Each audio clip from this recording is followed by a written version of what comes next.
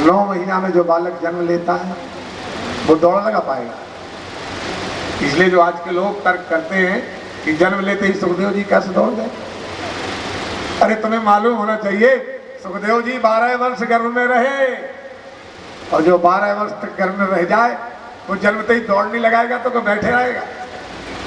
जो 9 महीना गर्भ में रहता है वो 3 साल का होकर के दौड़ लगाने लगता है। तो सुखदेव जी तो 12 वर्ष के हो गए थे। फिर व्यास जी क्यों पीछे पीछे भागे? ये तो योगी थे, तपस्वी थे। ये पुत्र के प्रेम के कारण नहीं, इनको पता था कि जो मेरी पत्नी के गर्भ में पहुंच गया है वो शंकर जी से अमर कथा सुन के आया। इसलिए अगर ये रुक जाए तो इससे वो अमर कथा मैं सुन लूं। उस कथा के प्रलोभन के कारण व्यास जी सुखदेव जी के पीछे पीछे दौड़ रहे थे, नहीं तो तपस्वी को दौड़ने की क्या जरूरत थी। और अमर कथा का प्रभाव कि सुखदेव जी के लिए वृक्षों तक में जिन पेड़ों के किनारे से सुखदेव जी निकल गए उन पेड़ों में बोलने की क्षमता आ गई। उन्होंने व्यास जी को सुखदेव जी की तरफ से उत्तर दिया। श्रीमद् भागवत कथा का ये गोपनीय रहस्य हमने आपको संक्षिप्त में सुनाने का प्रयास किया। ये संक्षिप्त भागवत में ऐसे अनेकों रहस्य भरे पड़े हैं, पर क्या है आजकल कथा केवल नाच गान तक सीमित रह गई। इसलिए सज्जनों ये हमारे वकील साहब का प्रयास है, क्योंकि इस इंदौर नगर के काफी लोग नंदा नगर में जो पिछले वर्ष और 1.5-2 वर्ष पहले कथा हुई थी, काफी भक्त लोगों ने उस कथा को बड़े लगन से सुना था और फिर इच्छा प्रकट हुई। तो आप सबके दर्शन करते हुए हम चाहेंगे कि भगवान के उस स्वरूप को समझाने की हम कोशिश करें। आप सब समझने की कोशिश कर रहे हैं कि यहाँ जो श्रोता बैठे हैं वो एक श्रोता 1,000 श्रोताओं से ज्यादा बुद्धि रखता। भीड़ बहुत हो पर वो बहुत भीड़ किस काम की? इस पूरी श्रोता मंडली में एक भी श्रोता कोई और अपना चित्त इधर उधर किए दिखाई नहीं दे रहा, सबका चित्त कथा में लगा हुआ। इसलिए ऐसे श्रोता सच्चे श्रोता है। साय रण में 10 भले, युद्ध के मैदान में सूरवीर सिपाही हो भले वो 10 हो, क्योंकि वो युद्ध जीत के ही आएंगे। और 1 लाख पलटन हो पर डरपोकों की हो तो वो तो पहले ही आवाज में वहां से भागेगी। इसलिए साय रण में 10 भले, कायर भले ना 50। सज्जन भक्त तो 10 बहुत हैं। सुखदेव जी ने तो ये कथा आगे चल के अकेले परीक्षित जी को सुना और सैकड़ों श्रोताओं की जरूरत ही नहीं, पर आप लोग तो बड़ी लगन से सुन रहे हैं। सज्जनों ये भगवान की भक्ति जिनके हृदय में होती है वो सपूत होते हैं, वो सज्जन होते हैं। और संसार में मनुष्य तो बहुत हैं। कैसे बहुत है? जैसे जंगल में एक हमारे जहां तहां आबादी में बहुत सारे पेड़ खड़े, तो दुनिया में वृक्ष तो लाखों हैं, दुनिया में वृक्ष तो लाखों हैं, पर एक चंदन वन महकाता है। लाखों पेड़ खड़े हो, कांटे फैलाएंगे, पत्ता फैलाएंगे, सुगंध नहीं फैला पाएंगे। चंदन का एक पेड़ हो, अगर मल्यागर का एक पेड़ है तो काफी क्षेत्र को खुशबू से भर देता, काफी क्षेत्र को। इसी तरह लाखों बेटे हो, लाखों बेटियां हो, बोले हरि भक्तन बेटी भली, हरि भजत बेटी भली, अधर्मी भलो न पूत। भगवान के चरणों में भक्ति करने वाली, दोनों परिवारों की इज्जत रखने वाली बेटी बहुत अच्छी है। अधर्म पर चलने वाले उस बेटे से, बेटा है और अधर्मी है। हरि भक्तन बेटी भली और अधर्मी भलो न पूत। चढ़ विमान सवरी गई, चढ़ विमान सवरी गई, और धुंधकारी भयो भूता। भगवान का भजन करने वाली औरत अच्छे जाति में नहीं, आदिवासी आदिवासियों की जाति में जन्म लेकर के भी विमान पर बैठ करके गई, भगवान का दर्शन पाके गई। और बेटा होकर के भी कुकर्मी बुरे कर्म करने वाला था, इसलिए बेटा होकर के भी अच्छे परिवार में जन्मने वाला, ब्राह्मण कुल में जन्म लेने वाला धुंधकारी बुरे कर्मों के कारण मरने के बाद भूत हुआ। इसलिए जरूरी नहीं कि बेटा ही हो, नहीं, बेटियां भी अनेकों बेटों से कई गुना काम करती है। इसलिए श्रोता एक अच्छा, एक भी बहुत है। तो आप सब तो बड़े लगनशील श्रोता है, भगवान की कथा को बड़े स्नेह के साथ आप श्रवण कर रहे हैं। आप जैसे श्रोता भगवान के भक्तों, आप सभी को सादर वंदन। सजनों, इस तरह से भगवान का स्वरूप और भगवान की भक्ति के बारे में थोड़ा सा संकेत किया। अब आगे की ओर जो आज की कथा का प्रसंग है, इसी तरह से भगवान की भक्ति जन जन में जगाने के लिए नारद जी का काम है कि नारद जी सारे संसार में भ्रमण करते हैं।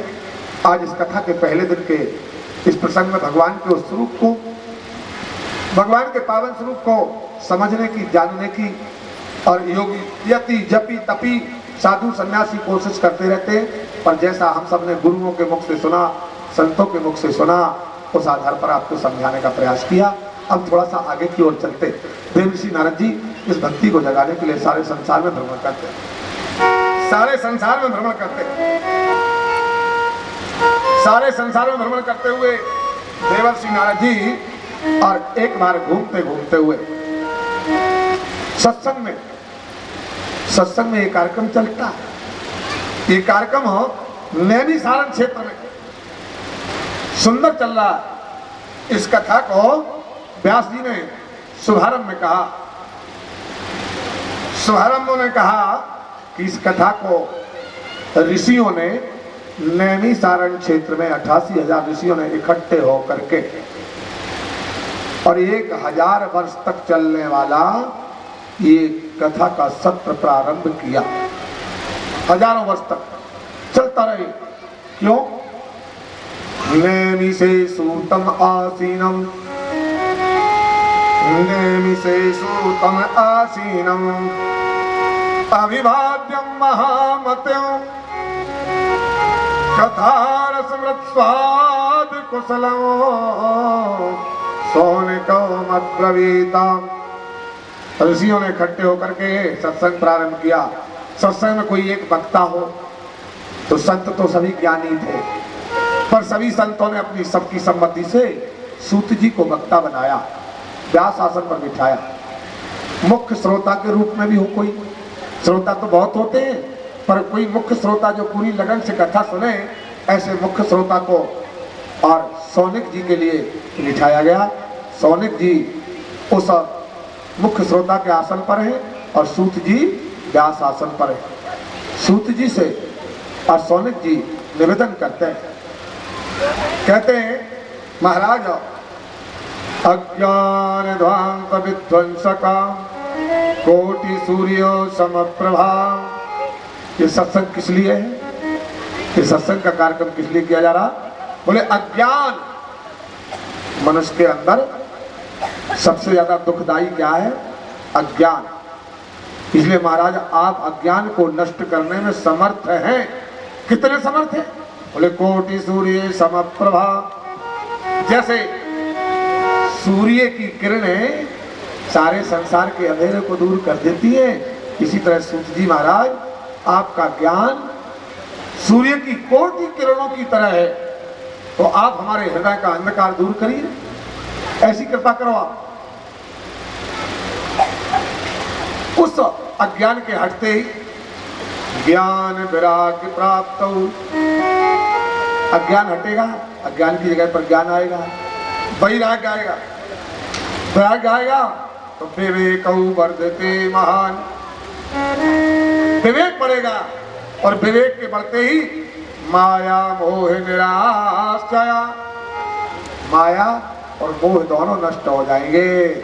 महाराज वैष्णवे क्रियते कथम, वो भक्ति भगवान की और हृदय में प्रवेश कर जाएगी इसलिए प्रभु आप कृपा करके और ये कथा सुनाए। इस तरह से सूत जी ने सौनक जी का निवेदन सुना तो पहले तो साधुवाद दिया, धन्यवाद दिया। तुम धन्य हो सौनक जी, जो तुमने और ये संसार का कल्याण करने के लिए ये सुंदर कथा सुनने की इच्छा प्रकट की। जैसे तुमने इच्छा प्रकट की, इसी तरह सूत जी कहते हैं एक बार परीक्षित जी ने कथा सुनने की इच्छा प्रकट की थी। परीक्षित कथा भक्तों सभायाम संसतो सुखो। परीक्षित जी को और सभा के बीच में सुखदेव जी ने और ये कथा उनके प्रश्न करने पर सुनाई थी। और इस कथा को प्रारंभ करने वाले थे सुखदेव जी महाराज कि उसी समय देवता लोग अमृत का घड़ा लेकर के, अमृत का कलश लेकर के और दौड़ते हुए आ गए। महाराज ये कथा परीक्षित को ना सुना करके ये कथा हम लोगों को सुना दो और उसके बदले में ये अमृत का कलश हमसे ले लो। सुखदेव जी महाराज का कथा का श्रोता तो परीक्षित है। हाँ, अगर वो अदला बदली करना चाहे तो हमें कोई बुराई नहीं। हाँ महाराज, हम इसलिए अमृत लाए हैं कि परीक्षित को 7वें दिन तक्षक नाग डसेगा, ये मरेगा, अमृत पिला देंगे, ये सदा को अमर हो जाएगा। और अब इस कथा को ऐसे सुना रहे हो, इसकी तो सारी व्यवस्था अमृत ला करके हम बना रहे, कथा हमें सुनाओ। सुखदेव जी ने कहा भाई परीक्षित की क्या इच्छा है। श्री रामचंद्र जी डोंगरे महाराज भागवत कथा के परम रसिक, उन्होंने इस विषय का वर्णन करते हुए लिखा कि सुखदेव ने परीक्षित से कहा कथा सुनना चाहते हो कि अमृत पीना चाहते हो। परीक्षित ने कहा महाराज मैं नहीं जानता कि कौन श्रेष्ठ है, मैं नहीं जानता इस बात को, पर प्रश्न जरूर करता हूं। महाराज मैंने जो पाप किया है, जो ऋषि के गले में सांप डाल दिया है, इस पाप को काटने के लिए, इस पाप को नष्ट करके मुझे मुक्ति प्रदान करने की ताकत क्या अमृत रखता है। सुखदेव जी ने कहा अमृत केवल मरे हुए को जिंदा कर सकता है, अमृत किसी के पापों को नष्ट नहीं कर सकता। तो महाराज मुझे जी करके मैं हजारों वर्ष जीऊं और सर पर पाप की पोटली बांधे रहूं, ऐसे अमृत से क्या फायदा। इसलिए महाराज मेरे पाप नष्ट जिससे हो। सुखदेव जी ने कहा पाप नष्ट केवल भगवान की कथा से हो सकते हैं। परीक्षित ने कहा महाराज बस मुझे कोई अमृत पिलाइए जिससे मेरे पाप नष्ट हो, मुझे मुक्ति प्राप्त हो। तब सुखदेव जी ने कहा, सूत जी कहते हैं सुखदेव जी ने कहा देवताओं से, अरे देवताओं क्वा कथा क्वा सुधा,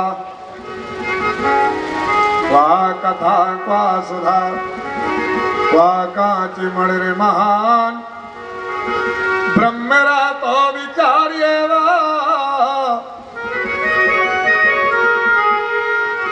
तदा देवांजसा।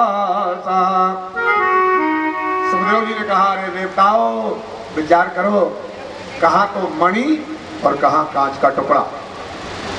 तुम्हारा अमृत कांच के टुकड़े की तरह है और ये भागवत की कथा मणि की तरह है।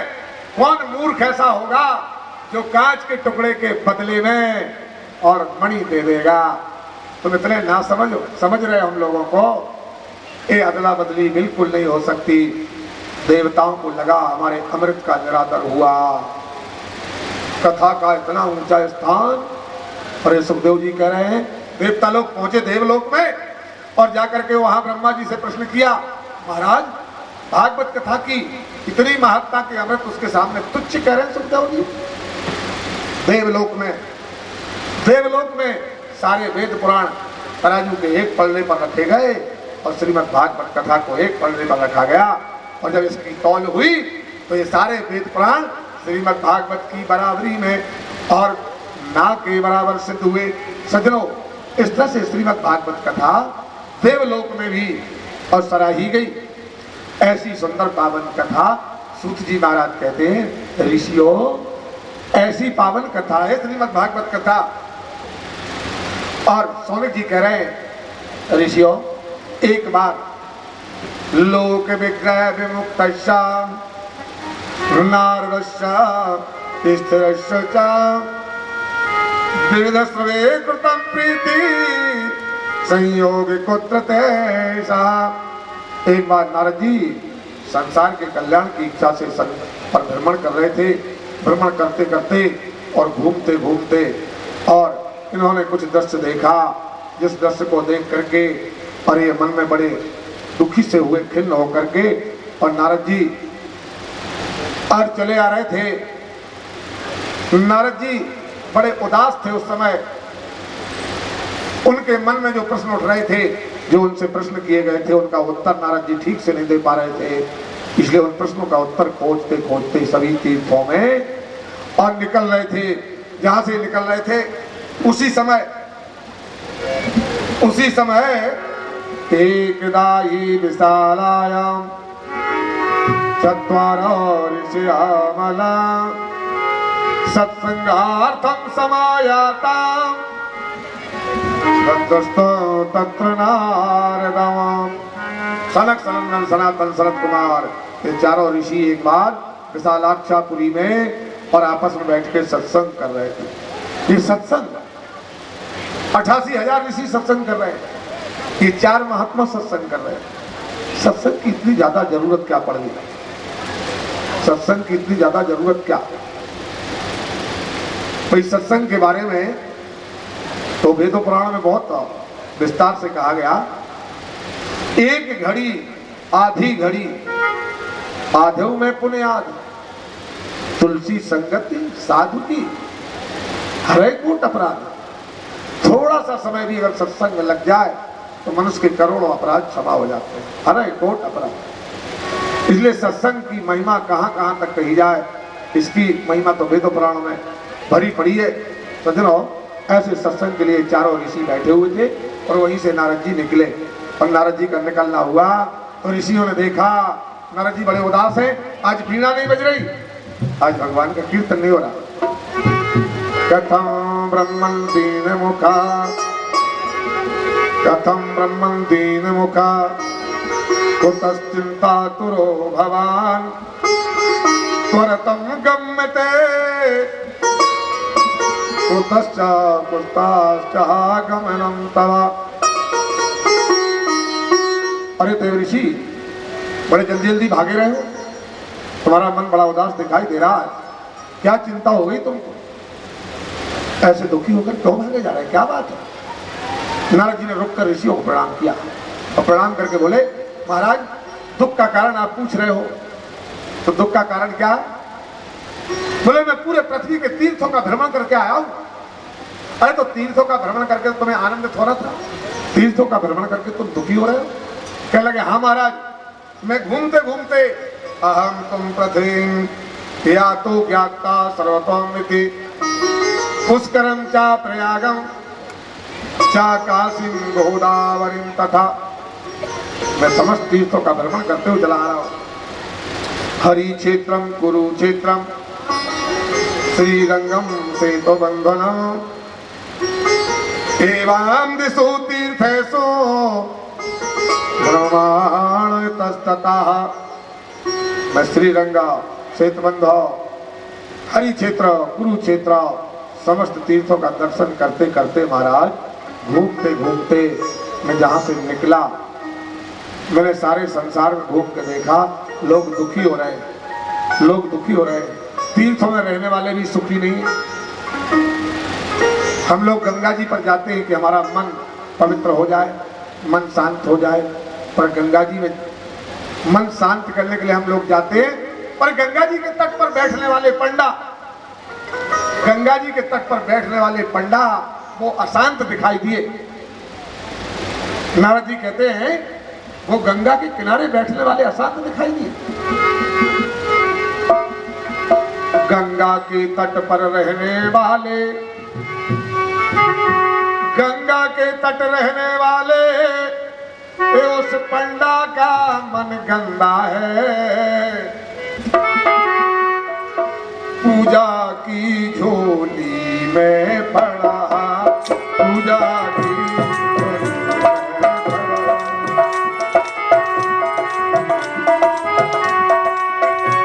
और नहीं चंदा है, हाँ बलिदाक्षिणा चंदा है, पूजा की झोली में पड़ा।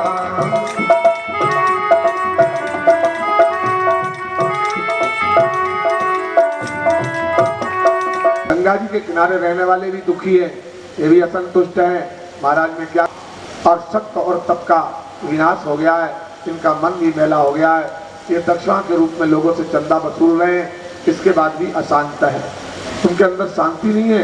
मैं जगह जगह घूमता घूमता ढूंढता ढूंढता फिरता गृहस्थी वालों की तो पूछना क्या है, गृहस्थी वाले तो सारे मर्यादाओं को तोड़ करके अपना पेट भरने में लगे हैं। रही बात ब्राह्मणों की, तो ये ब्राह्मण भी इस तरह से आलस में डूब गए हैं, काम में रंग गए हैं, अधिक संतान पैदा करने में लग गए हैं और भगवान की जो पावन कथा थी उस कथा को, संसार का कल्याण करने वाली कथा को और मोल भाव करके बेचने में लग गए। महाराज मैंने जहां तहां देखा, जहां तहां देख करके मुझे बड़ा दुख हुआ। मैं दुखी होता हुआ श्रीधाम वृंदावन में आया। नारद जी कहते वृंदावन में आया तो मैंने वहां देखा बहुत भीड़ लगी, एक जगह बहुत भीड़ लगी। मैं भी चला गया, वहां एक स्त्री बैठ करके सर